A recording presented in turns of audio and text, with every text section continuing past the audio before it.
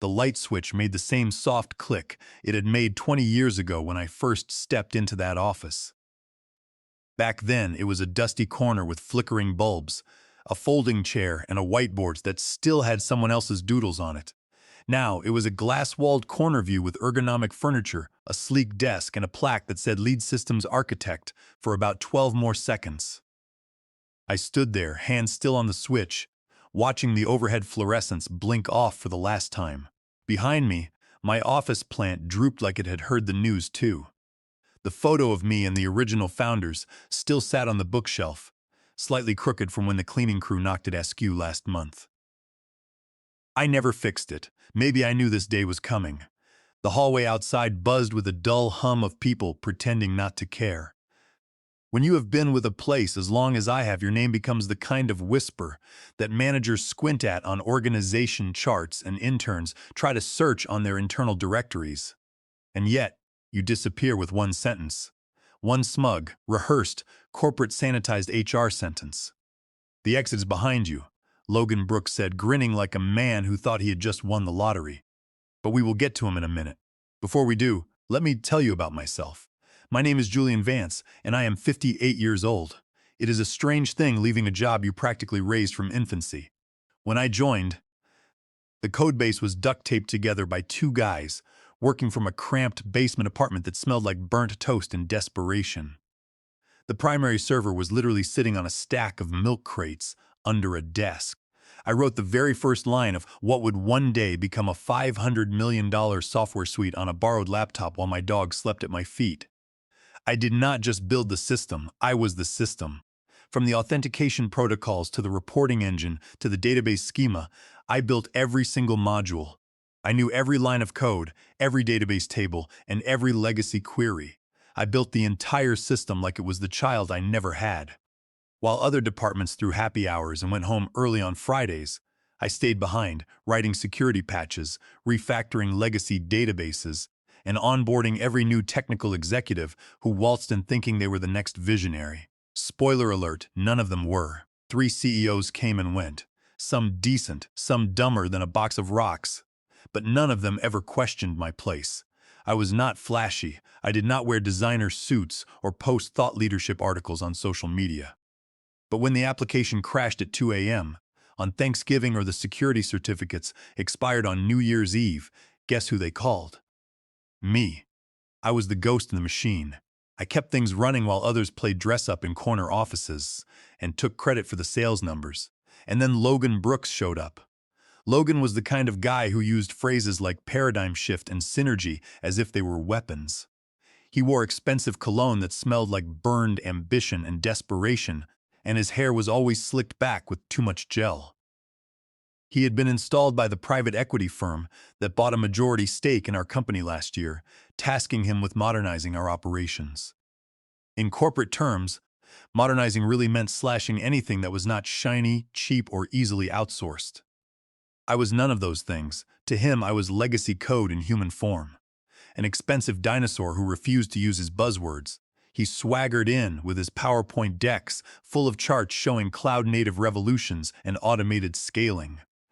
I asked him once in a meeting how our legacy database would handle his proposed automated scaling without a complete rewrite of the locking mechanisms. He stared at me for a few seconds, then said he did not get into the weeds, which is executive speak, for I have no idea what you are talking about. Still, I smiled, nodded, did my job, and kept the system online. Until this morning, he called me into his office. HR was already sitting there like gargoyles on either side of his mahogany desk. The HR team consisted of Chloe and Sean, 2 specialists dressed in identical beige suits, their faces pre-baked with concern. Logan delivered the news like a man handing out a flyer. "Julian," he said, leaning back in his leather chair, "we are restructuring the engineering division. We need fresh blood, new perspectives, and a more agile leadership team. You have had a great run here, but it is time for us to transition." I said nothing. I just sat there and stared at him. "Is there anything you would like to say?" Chloe asked, her eyes flicking nervously at my calm expression. She probably expected me to argue, to plead, or to list my contributions. I thought about quoting Clause 73 from the original intellectual property agreement that the founders signed 20 years ago. The agreement they never bothered to update when we incorporated as Integra Software Solutions. Instead, I simply stood up, gathered my few personal items, and walked out. I walked down the hallway past the engineering pit, where people suddenly found their monitors extremely interesting. Nobody looked me in the eye. I reached my office, packed my things, and turned off the light. One tiny click, the end of an era. Or so they thought. The weirdest part was how polite they tried to make it. If they used enough soft language and transition packages, they thought it would cover up the betrayal. Logan's assistant, Chelsea, had messaged me at 9:42 a.m., asking if I could step into the executive suite for a quick touch base. I knew the moment I opened the door what was happening. Logan looked like a cat that had finally figured out how to open the birdcage. "We appreciate everything you have done, Julian," he said, extending his hand. I did not take it. "You have been here a long time." 20 years, I said flatly, making sure the weight of those words hung in the air. He smiled, trying to brush it off. "Yes, 20 incredible years, but we are entering a new phase. We need to make room for new talent. We will offer you a generous severance. 2 months of salary and outplacement services." I stood up without protesting, no arguments. No warnings that the codebase they were inheriting was about to become a black box. Sean blinked, and Chloe's eyes narrowed. They were unsettled by my silence. "Is there anything else, Julian?" Logan asked. I looked at him, smiled slightly, and said, "No." I turned and walked out. They expected a fight, but I was not going to give them one in that room. The real battle would happen on my terms, and they had no idea they had already lost.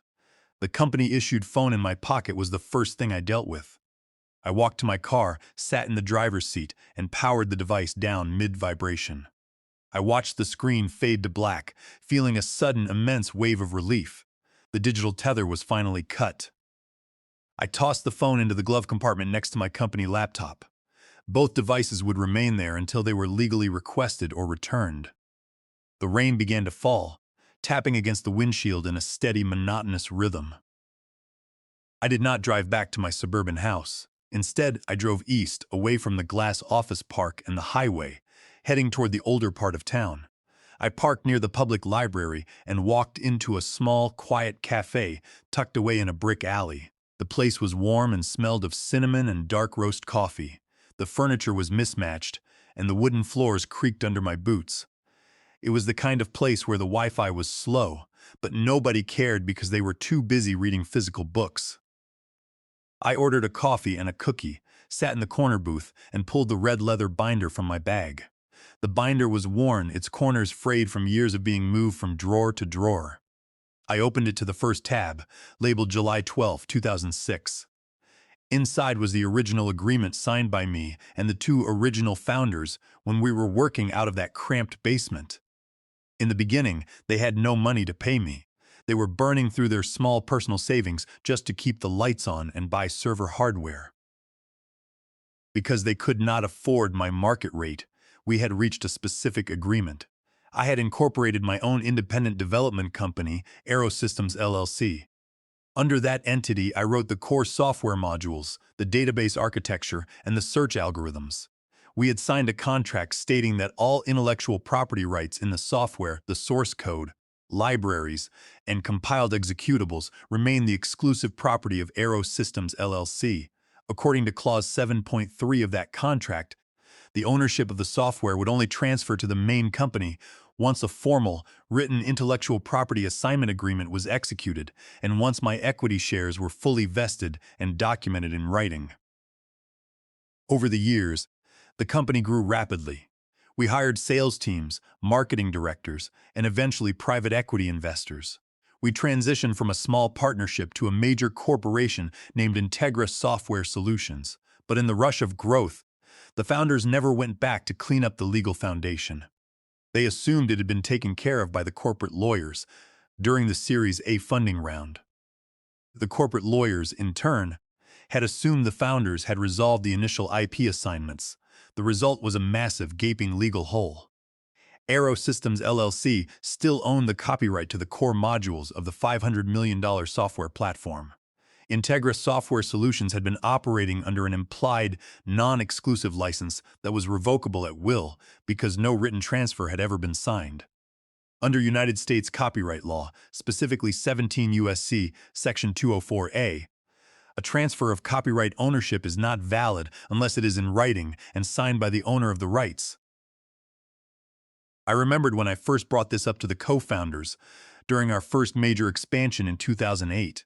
We were celebrating our first 100 clients in a loud bar downtown, and they had laughed, clapped me on the back, and told me that we would clean up the paperwork next week when the new corporate paralegal started. They even signed a quick memo acknowledging the arrangement on a cocktail napkin, which was now preserved in a plastic sleeve inside this binder. But next week turned into next month, and next month turned into next year. Every time a new investor came in, they were too busy showing off the sales charts and the customer retention numbers to look at the licensing folder. They treated the software as if it were a natural resource that simply existed, ignoring the hand that had drawn the blueprints and written the code. I flipped to the second tab of the binder. It contained printouts of 3 separate emails I had sent over the last 5 years. I had emailed the founders and later the executive board, reminding them that we needed to finalize the IP transfer from Aero Systems LLC to Integra Software Solutions. I had attached the draft assignment agreements and offered to schedule a meeting to walk through the details. Each time, the response was a variation of the same theme. "Thanks, Julian. We will look into this when we have more bandwidth, but let us keep our focus on the current product release." They had ignored the warnings because they viewed me as a quiet, loyal employee who would never cause trouble. They thought they could keep delaying the paperwork forever while relying on my labor. They did not realize that their negligence had left them completely vulnerable. I opened my personal laptop, the one I had purchased with my own money, and connected to my personal hotspot. I drafted an email to Felix Granger, my attorney at Granger & Partners. Felix was a sharp, meticulous intellectual property lawyer who had helped me set up Aero Systems LLC years ago. I attached scanned copies of the 2006 contract, the email showing my repeated attempts to resolve the issue, and the latest corporate filings for Integra Software Solutions. "Hi, Felix," I wrote in the email. "My employment with Integra was terminated this morning. I believe it is time to enforce our rights under the 2006 agreement. Please review the attached documents and let me know when you are free for a call today." I clicked send, closed my laptop, and took a sip of my coffee. The storm outside was picking up, the wind rattling the old windows of the cafe. I felt incredibly calm. For 20 years I had carried the burden of keeping their system running, working late nights and weekends to patch their errors. Now the burden was gone and the clock was ticking for them. By 10:17 a.m., the first cracks in the system began to appear. At Integra Software Solutions, the client portal for their largest healthcare client suddenly timed out. Hospital administrators trying to access patient records were met with a blank screen and a spinning icon. Within 15 minutes, 3 other major enterprise clients reported similar issues. The authentication engine was refusing connection requests. The database query logs showed a repeating error. Database connection refused, handshake verification failed. The core architecture of the software relied on a proprietary security module that I had designed years ago to protect client data. It was a complex encryption system that required a manual security key rotation every quarter to maintain compliance with federal data security standards. Because I was the only person who understood the underlying math of the encryption system, I had always handled the key rotation myself. This system was the backbone of our enterprise resource planning and billing platform, which was used by 45 regional hospitals to manage patient scheduling, insurance claims processing, and medical records. It was not just a website, it was critical infrastructure. If a hospital could not authenticate through our server, they could not verify insurance coverage for patients arriving in the emergency room, and they could not submit billing packages for reimbursement. A system-wide outage was not just an inconvenience. It was a multi-million-dollar liability that grew larger with every passing second. The security keys had expired at 10 a.m. this morning. Normally, I would have rotated the keys yesterday afternoon, but since I was preparing for my meeting with Logan Brooks, I had decided to let the schedule run its course. When the keys expired, the system automatically defaulted to an offline state to prevent potential data breaches. It was a safety feature I had built into the core code to ensure security. Now, without the new keys, the entire system was locked down. At 10:45 a.m., the server room at HQ was in complete chaos. Gavin, the IT infrastructure lead, was staring at his monitors, his face pale and covered in sweat. The server logs were scrolling at an uncontrollable speed, displaying thousands of authentication failures. The system was rejecting all administrative credentials. Gavin tried to bypass the security module by running a recovery script, but the recovery script required an encryption key that was stored in a secure repository owned by Aero Systems LLC. Deanna, the DevOps director, walked into the server room, her phone buzzing constantly with calls from the support team. "What is the status?" she asked, her voice tight. "Why can we not access the database?" Gavin shook his head. "The core routing is not responding. It is as if the database has locked itself from the inside. We cannot run a bypass because the validation server is rejecting our corporate certificates. I tried to force a reboot of the production environment, but the database container will not spin up without validating the primary license key." Diana frowned. "Who has the primary license key?" Gavin pointed at the screen. "The license key is registered to an external entity called Aero Systems LLC. The server is trying to ping a verification endpoint that we do not control." At 11:15 a.m., Logan Brooks stormed into the server room. His expensive tie was loosened, and his slicked-back hair was starting to look messy.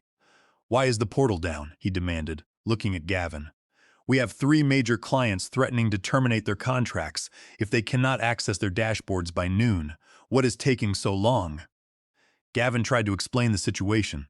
"The core security module has locked us out because the keys expired. The database is demanding verification from Aero Systems LLC. Logan, red-faced, waved his hands dismissively. "Then just delete the security module. Bypass it." "We cannot," Diana said. "The security module is integrated into the core database schema. If we delete it, we destroy the data integrity. The entire database becomes unreadable." "Who owns Aero Systems LLC?" Logan asked, looking at the licensing log on Gavin's screen. Gavin pointed to the owner registration field. The name printed in bright red letters was Julian Vance. Logan stared at the screen, his mouth slightly open. He looked at Diana, then back at Gavin. "Are you telling me that Julian has a separate company that controls our database?" Gavin nodded slowly. "Technically, yes. The system is refusing to run because it cannot verify the license from his company. Logan pulled out his phone and dialed my number, but it went straight to voicemail. He tried again with the same result. He turned to Diana, his voice rising in panic. "Send someone to his office. Tell him we need him to log in and rotate the keys immediately." Diana looked at him flatly. "Julian packed his things and left the building over an hour ago. You deactivated his email and his building badge 30 minutes after he walked out. He does not have access anymore, even if he wanted to help us." Logan stood in the middle of the server room, the hum of the cooling fans suddenly sounding very loud. The system was crashing, their $500 million software suite was offline, and the only man who held the key was sitting in a quiet cafe eating a cookie. By 2 p.m., the panic had reached the very top of the corporate ladder. Oliver Thornton, the original founder of the company who had retired to a vineyard in California, had been forced to cut his vacation short. He had received emergency calls from 3 different members of the board of directors, warning him that the company's valuation was dropping by millions of dollars every hour. The system remained offline. Oliver had boarded his private jet and flown back to headquarters, arriving with a dark, furious expression. He walked straight into the executive boardroom, ignoring Logan Brooks, who was standing near the door, trying to offer an explanation. Oliver sat at the head of the conference table, threw his leather briefcase onto the polished wood, and looked at the general counsel. "Explain to me," Oliver said, his voice dangerously low, "why our software is refusing to run." The general counsel, a tall man named Sean who looked like he had not slept in days, stood up and distributed a stapled document to the board members. "It is a licensing dispute," he said, his voice trembling slightly. We have discovered that the core architecture of our software platform is owned by Julian's independent entity, Aero Systems LLC. When the company was founded in 2006, Julian wrote the core code under his own LLC because we did not have the funds to pay his salary. So we signed a contract specifying that the intellectual property rights would remain with Aero Systems LLC until a formal written transfer agreement was signed. Oliver frowned. That was 20 years ago. We incorporated, we went through 3 funding rounds, and we hired dozens of lawyers. Are you telling me nobody ever signed the transfer agreement? The general counsel shook his head. No, they did not. We found the original contract in the archive. Clause 7. 3 states that the transfer must be executed in writing and signed by both party upon completion of the equity distribution. The equity distribution was finalized in 2012, but the actual IP assignment document was never drafted or signed.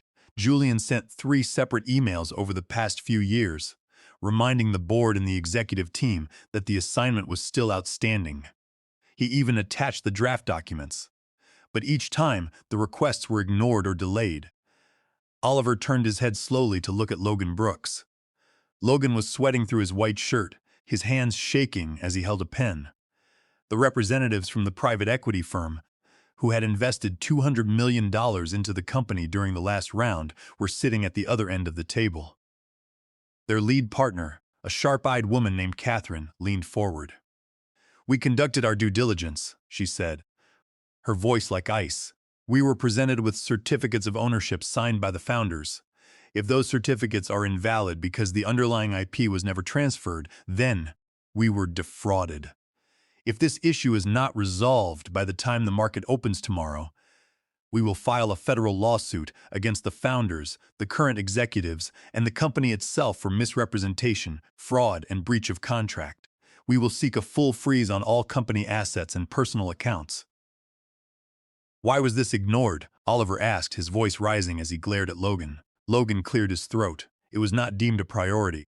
We were focused on the modernization of the engineering team and preparing for the upcoming audit. We did not think Julian would ever leave, let alone lock us out of the system." "He did not lock you out," the general counsel corrected. "The security keys simply expired, and because Julian was terminated, he was not here to rotate them. The system performed exactly as it was designed to protect data. Furthermore, since Julian is no longer an employee, we have no legal right to demand that he rotate the keys. If we attempt to bypass the security module without a valid license from Aero Systems LLC, we will be committing federal copyright infringement under Title 17 of the United States Code, specifically Section 501. We could face statutory damages of up to $150,000 per infringement, and our clients could sue us for breach of contract." Oliver slammed his fist on the table, making the glass water pitcher rattle. "You fired the lead architect of our system without checking who owned the code?" He roared at Logan. "You wanted to cut costs and bring in fresh blood, and you ended up locking us out of our own product. We have a contract with the federal government that requires 99.9% uptime. If we are offline for another 24 hours, they will pull our certification, and we will lose the contract. That will wipe out 40% of our revenue and destroy our valuation before the private equity group can exit." Logan tried to defend himself. "We can have our junior engineers write a patch to bypass the authentication flow. It should only take a few days." "A few days?" Oliver yelled. "We are losing $50,000 a minute. We do not have days. You have 24 hours to resolve this, Logan. Call Julian, offer him whatever he wants, and get him back here to turn the system on. If you cannot do that, I will personally ensure the board removes you for gross negligence and breach of fiduciary duty before the market opens tomorrow." At 9 a.m. the following morning, I walked into the law offices of Granger and Partners. The office sat on the 23rd floor of a high-rise downtown, with large glass windows that offered a view of the harbor. My attorney, Felix Granger, was already waiting for me in the conference room. He had a thick folder of documents spread out on the table, and 2 cups of coffee were steaming nearby. He smiled when I walked in. "They have been calling my office since 6 a.m., Julian," Felix said, pulling out a chair for me. "The general counsel from Integra is desperate. They have finally realized the scope of their exposure. They are willing to negotiate. I sat down and took a sip of my coffee. "What are the terms we are presenting?" I asked. Felix slid a document across the table. "We have drafted a new licensing agreement between Aerosystems LLC and Integra Software Solutions. It is a non-exclusive, 3-year license to use the core database and authentication modules. The terms are simple. First, an upfront licensing fee of $90 million, payable immediately. Second, a 10% royalty on all new client installations that utilize the core database architecture. Third, you will be appointed as an independent technical advisor to the board, with veto power over any major architectural changes to the codebase. And finally, the company must issue a public retraction of your termination, stating that your departure was the result of an administrative error, and that you have transitioned to a senior advisory role." I looked over the document, noting the precise legal language Felix had used to protect my interests. Under the agreement, Integra would have no right to modify, copy, or redistribute the core software modules without my written consent. Any violation of these terms would result in the immediate revocation of the license and a statutory injunction under federal copyright law. We were not just asking for money. We were establishing a permanent boundary. They had treated my code as if it belonged to them, and now they had to acknowledge that they were simply tenants in a building I owned.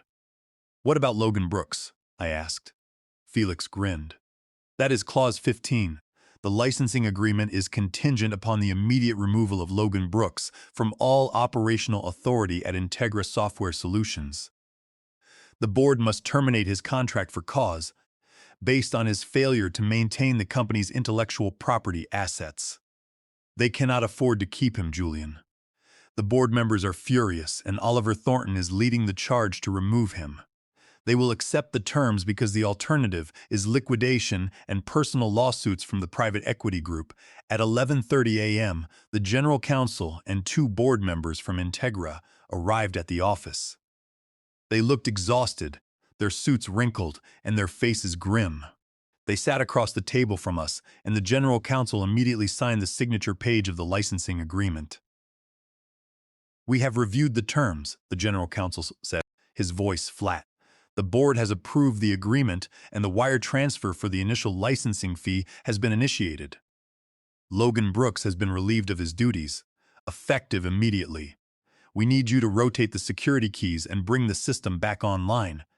I took the signed contract, reviewed the signatures, and handed it to Felix. I opened my laptop, connected to the secure VPN, and accessed the verification server. With a few keystrokes, I generated the new encryption keys, updated the authorization certificates, and pushed the update to the production environment. Within 2 minutes, the server logs began to clear. The authentication failures disappeared, and the database status indicator turned from red to green. The client portals were active again. The general counsel let out a long breath, stood up, and left the room without saying another word. I closed my laptop and packed it into my bag, along with the red leather binder. I walked out of the office and took the elevator down to the lobby. The city was busy, people rushing to their lunch meetings under the gray sky. I did not feel angry or vindicated. I just felt a quiet sense of peace. For 20 years, I had built their system and kept it running in the shadows. They had tried to treat me as disposable, but in the end, the code had spoken for itself.